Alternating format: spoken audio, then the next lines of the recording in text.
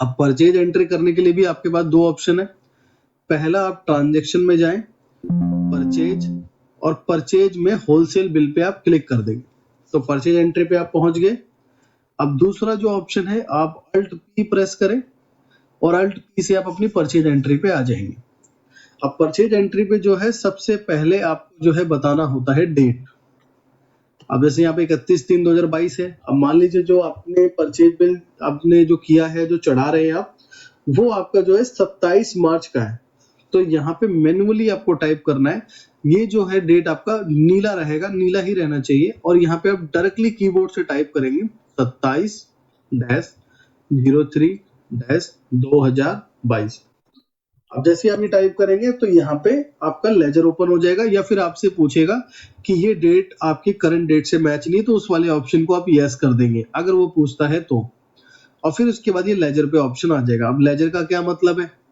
Laser का मतलब है कि जो अभी ये लिस्ट खुली है, यहाँ पे आपको बताना होता है किस पार्टी से आपने खरीदा है इस सामान को, किससे लिया है आपने। तो मैं अगर मान लो मैंने ये गुप्ता ट्रेडर से लिया, तो मैं गुप्ता सर्च कर रहा हूँ, गुप्ता नाम है बस, इसमें ट्रेडर नहीं है। यानी कि अब मुझे उसको ऐड करना पड़ेगा।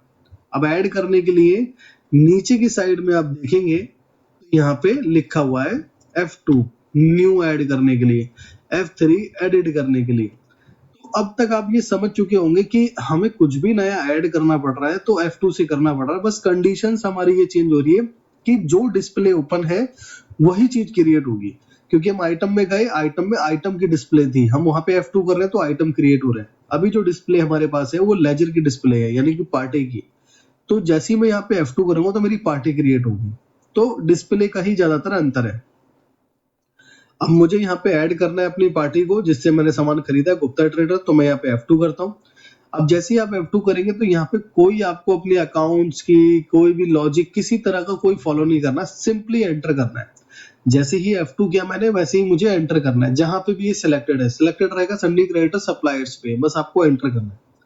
अब एंटर करने के बाद ये जो ओपन हुआ, यहाँ पे भी आपको कंफ्यूज नहीं होना, कुछ ही डिटेल्स हमें डालनी है। जैसे पहली डिटेल जो है हमें डालनी है उसके फर्म नेम की, तो मैंने डाल दिया गुप्ता ट्रेडर्स LLP।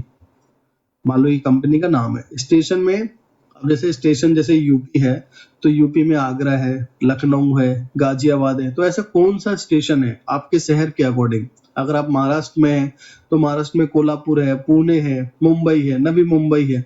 तो जो भी आपके इसमें है वो आप डाल सकते हैं। अब मेरे ख्याल से बहुत समझ गए होंगे कि क्या क्या डालना है आपको। मान लीजिए मैंने इधर डाल दिया आगरा, और उसके बाद आपको इस अकाउंट्स ग्रुप आपको ऐसे ही रखना है, यस, और ओपनिंग 0 रहेगा, और ये एंटर एंटर करके आपको एड्रेस में आ जाना है। अब एड्रेस में मैंने डाल दिया, मतलब कुछ ऐसे ही डाल देता हूँ, शॉप नंबर 45 आगरा यूपी और 2010, इस तरीके से मैंने डाल दिया पिन कोड। तो ऐसे आपको एड्रेस डालना है। एड्रेस के लिए 3 लाइन है। अगर आपका एड्रेस बड़ा है ज्यादा तो आप 3 लाइनों में डाल सकते हैं। उसके बाद आपको एंटर एंटर करना है, और ये सारी एडिशनल डिटेल्स है, आप नहीं भी डालना चाहेंगे तो कोई प्रॉब्लम नहीं है इसमें। और उसके बाद जो भी इसका मोबाइल नंबर है, मोबाइल नंबर डाल दें, और फिर एंटर कर करके एंटर एंटर करके, और यहाँ पे अगर जीएसटी नंबर है इनके पास तो आप जीएसटी नंबर डालेंगे, नहीं तो आप जीएसटी वाले को भी सेक्शन को खाली छोड़ सकते हैं। और उसके बाद एंटर एंटर करके इसको सेव कर देंगे। तो मैंने इसको सेव कर दिया। अब एक बार एस्केप करेंगे और चेक करेंगे। देखिए यहाँ पे हमारा गुप्ता ट्रेडर्स LLP बन चुका है, और इसका कोई किसी तरह का बैलेंस यहाँ पे आपको नहीं दिखाई दे रहा।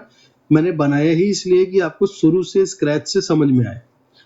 तो उसके बाद अगर इसको एडिट करना है तो F3 करेंगे आप, और लेजर डिटेल पे एंटर करके, और देखो नीचे मॉडिफाई का ऑप्शन आपको दिखाई दे रहा है बटन, आपको इस पे क्लिक करना है। अब जैसे इस पे क्लिक करेंगे तो उसके बाद जो भी आपसे गलती, मान लीजिए LLP की जो है गलती हो गई हमारे से, तो LLP हम इसको हटा देते हैं और हमें गुप्ता ट्रेडर रखना है। और उसके बाद एंटर कर करके कंट्रोल W से सेव कर दें, और एक बार एस्केप करें तो ये देखिए गुप्ता ट्रेडर आ रहा है। अब यहाँ पे LLP हट गया। तो ऐसे आप इसको एडिट कर सकते हैं। तो अब हमें इसे सिंपली सिलेक्ट करना है, यानी कि एंटर करना है इसके ऊपर। और पार्टी नंबर में आपको बिल्कुल कंफ्यूज नहीं होना। पार्टी नंबर में आपको डालना है इनवॉइस नंबर, बिल नंबर, जो सामने वाली पार्टी आपको देती है। अब मान लो जो मेरे को पार्टी ने दिया उसका बिल नंबर कुछ इस तरीके से है, और उसके बाद मैंने एंटर किया, और यहाँ पे देखो ऑप्शन आ रहा है, और माउस से अगर इस पे क्लिक करेंगे तो देखिए अगर ये ऑप्शन आता है तो अभी देखो मेरे पे क्रेडिट है, कार्ड है, कैश है, तो मोस्टली कैश या क्रेडिट पे आएगा ठीक है। अगर कोई उधारी दे रहा है तो पूरा उधारी देगा, कैश पे दे रहा है तो पूरा कैश ही देगा। तो आप डाल सकते हैं कैश आया या क्रेडिट आया है। तो मैंने डाल दिया यहाँ पे क्रेडिट आया मेरे पास, ठीक है। और उसके बाद आपको एंटर करना है और एंटर करना है, ये जीएसटी नंबर के लिए बोल रहा है जो हमने नहीं डाला कि आपने टैक्स दिया है इसमें, तो मैंने इसको यस कर दिया और एंटर कर दिया। तो इतना आपको हेडर में डिटेल मेंशन करना होता है। अब उसके बाद हम एंटर करते हैं, और एंटर करेंगे तो देखिए हमारी आइटम लिस्ट यहाँ पे ओपन हो गई। तो अब मान लीजिए मैंने जो है वही आइटम परचेज किया, पार्ले जी 5 आ गया हमारा 5 MRP। देखो 72 पीसेस पहले से अवेलेबल है इसमें, आप इस चीज का भी ध्यान रखना, 72 पहले से अवेलेबल है जो हमने ओपनिंग में डाले थे। अब हम इसे एंटर करते हैं, एंटर, और यहाँ पे मैंने डाल दिया कि 72 पहले से अवेलेबल है और मैंने 50 और परचेज किए, सेम रेट मिला है। और देखो ये 15% कैसे आया, अब आपको धीरे धीरे सारी चीजें समझ में आने लगेगी जो आपने आइटम मास्टर में सीखा है। अब ये 15% जब ही आ रहा है जब हमने आइटम में परचेज डिस्काउंट मेंशन किया हुआ था कि हमें 15% पे आता है।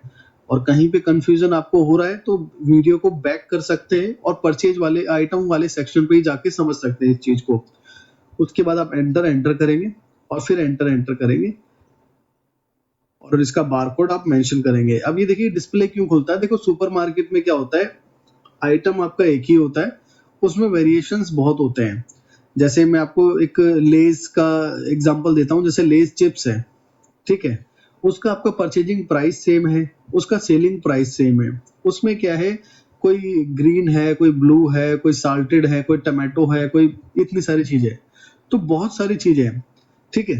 तो जितने जो सुपरमार्केट के पर्सन होते हैं, जो अब तक मेरा एक्सपीरियंस है, अगर लेज में कम से कम 15 वैरायटियां हैं तो 15 आइटम वो क्रिएट नहीं करते हैं, क्योंकि उनको बड़ी प्रॉब्लम हो जाती है 15 आइटम को क्रिएट करने में, उसको मेंटेन करने में।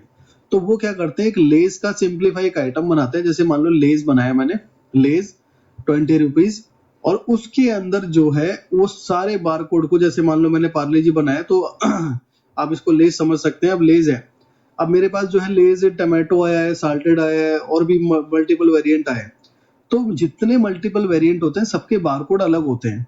तो इसीलिए ये व्हाइट विंडो ओपन होती है कि मान लो उसका बारकोड ये है, तीसरे का ये है, चौथे का ये है। तो ये एंटर कर करके उनके बारकोड को आप डाल देंगे और उसके बाद कंट्रोल डब्ल्यू कर देंगे। क्यों, अब जैसे ही जब हम सेल करेंगे और बारकोड वो मेंशन करेंगे तो उसका सेल प्राइस वही आएगा जो हमने आइटम में डिसाइड किया है। क्योंकि देखो वेरिएशन 15-15, 20-20 वेरिएशन होते हैं, तो उनको बनाना, मेंटेन करना, परचेज चढ़ाना, बारकोड चढ़ाना बहुत लेंदी प्रोसेस हो जाता है वो। तो उस चीज के लिए व्हाइट विंडो आती है। अब मैं इस पे एंटर करता हूँ और मान लीजिए मैंने एक आइटम ये परचेज किया 800 ग्राम का, और इसकी जो एमआरपी है वो है 80 रुपए की, और ये मैंने 69 या 65 परचेज किए, और इसका जो प्राइस मेरे को लगा है वो लगा है 25 रुपए 80 पैसे। कोई डिस्काउंट नहीं मिला मुझे, और एंटर करा मैंने, और इसका सेलिंग प्राइस भी 80 रुपए का मुझे रखना है। देखो यहाँ पे परचेजिंग के टाइम पे भी आप डाल सकते हैं अगर आइटम में आपने नहीं डाला है तो मैंने यहाँ पे वो डाल दिया, और इसका बारकोड मैंने यहाँ पे मेंशन कर दिया, और एक और बारकोड है इसके अंदर वो भी मेंशन कर दिया, और एंटर करा और इसको कंट्रोल डब्ल्यू किया। अगर आप कंट्रोल डब्ल्यू नहीं करेंगे तो आपका बारकोड सेव नहीं होगा। तो ऐसे ही रिपीटेशन चलती रहेगी परचेज में। अब जैसे दूसरा डाला, ऐसे मैं तीसरा डालूंगा, चौथा डालूंगा, पांचवा डालूंगा। अब इसको सेव कैसे करना है, सेव में थोड़ा सा आपको समझना पड़ेगा देखिए अभी जो ये कर्सर है, कर्सर लास्ट में ब्लैक है पूरा, ठीक है, पूरा ब्लैक है। अगर मैं एंटर करूंगा तो देखिए अब कर्सर ब्लैक नहीं है, तो मुझे एक बार यहाँ पे स्केप करना पड़ेगा ब्लैक करने के लिए। अब ये कर्सर पूरा ब्लैक है। अब आपके पास यहाँ पे दो ऑप्शन है, पहला कि आप कंट्रोल डब्ल्यू से भी सेव कर सकते हैं, और दूसरा ऑप्शन ये है कि जो आपके यहाँ पे सबसे नीचे छोटा सा बटन आ रहा है सेव का, इससे भी कर सकते हैं। तो देखिए मैं कंट्रोल डब्ल्यू करता हूँ, और पहला ऑप्शन आया कि रेट डिस्काउंट, इसको मेरे को नो करना है। और फिर दूसरा ऑप्शन आ रहा है डिस्क्रिप्शन, मार्जिन, ये सारी चीजों का, तो मुझे इसको भी स्केप करना है। अब ये आ रहा है want to check text summary, इसको मुझे चेक नहीं करना, सीधा सेव एंटर करना है और एंटर। फिर एंटर और एंटर। जैसे ही प्रिंट का पोर्शन आ जाए, मतलब कि जो आपका बिल है, ये बिल आपका सेव हो चुका है सक्सेसफुली। तो ये बिल मेरा सेव हो चुका है। और अगर मैं पहले स्टॉक चेक करूं, मैंने आपको हाईलाइट कराया था जो मेरे पे 72 है। अगर मेरे पास 72 पीसेस पहले थे, अब देखो यहाँ कैलकुलेटर आप F12 से ओपन कर सकते हैं। 72 पीसेस मेरे पे पहले थे, 50 मैंने अभी परचेज किए हैं, तो टोटल मेरे पास 122 होने चाहिए। अब कैसे देखना है? अब इसके लिए भी आप यहाँ पे स्टॉक के मेनू में जा सकते हैं। ये स्टॉक का मेनू है। अब यहाँ पे करंट स्टॉक पे आप क्लिक करेंगे, तो मैं यहाँ पे सर्च करता हूँ पार्ले D5 MRP। तो देखिए मेरे पास 122 क्वांटिटी है। तो इस तरीके से अगर मुझे इसकी डिटेल्स को जानना है, नहीं यार 122 कैसे है, तो मैं इस पे एंटर करूंगा और इसका रजिस्टर्ड ओपन कर लूंगा और इसके रजिस्टर्ड में मुझे पूरी जानकारी मिल जाएगी। तो देखिए यहाँ नीचे की साइड में आपको दिख जाएगा ओपनिंग का हिसाब किताब, कि ओपनिंग मेरे पास 72 थी और मेरे पे रिसीविंग कितनी हुई है आगे से, जिससे भी मैंने खरीदा है 50, तो 72 और 50 को अगर आप मिलाएंगे तो 122 हो जाएगा। तो इस तरीके से हमारे पास ये परचेज की डिटेल्स आ चुकी है। अब ऐसे ही परचेज में अगर हमें उसको मॉडिफाई करना है, डिलीट करना है, तो उसके लिए फिर हमें एक ही ऑप्शन है हमारे पास। हम ट्रांजेक्शन में जाएंगे, purchase modify bill pay click करेंगे और एंटर करेंगे।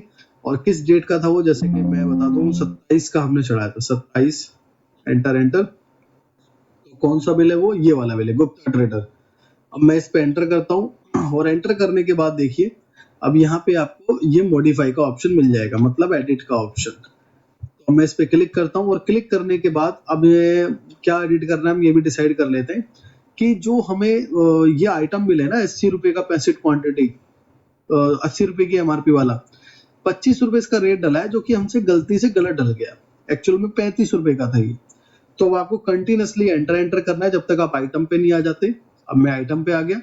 अब यहाँ पे आपको ड्रॉप डाउन करना है और उसी आइटम पे जाना है जहाँ पे वो प्रॉब्लम क्रिएट है, और उसके बाद उस पे आप कंटिन्यूअसली एंटर एंटर करेंगे। और मान लो 35 रुपए 50 पैसे इसका रेट था, तो मैंने वो मेंशन कर दिया और एंटर एंटर करेंगे। बाकी यहाँ पे सब कुछ ठीक है और बार कोड भी इसका ठीक है, तो बार कोड पे कंट्रोल W करेंगे। अब इस बिल को भी सेव करने के लिए कंट्रोल W और एंटर एंटर एंटर एंटर करके ही बस आपको इस वाले को स्केप करना है और उसके बाद एंटर करके सेव कर देना है। अब दोबारा से प्रिंट का पोर्शन आ गया, मतलब हमारा बिल सेव हो गया। अब इसके बाद आप इसको स्केप कर देंगे। और जैसे आप इस पे एंटर करेंगे, मैंने तो आपको मॉडिफाई बताया, आप चाहें तो इसे डिलीट भी कर सकते हैं। देखिए यहाँ पे डिलीट और कैंसिल का बटन भी है। मैंने इस पे जैसे डिलीट पे क्लिक किया, तो मैं इसे यस करूंगा तो डिलीट हो जाएगा सब कुछ, और जिसका जो स्टॉक है सब वापस आ जाएगा।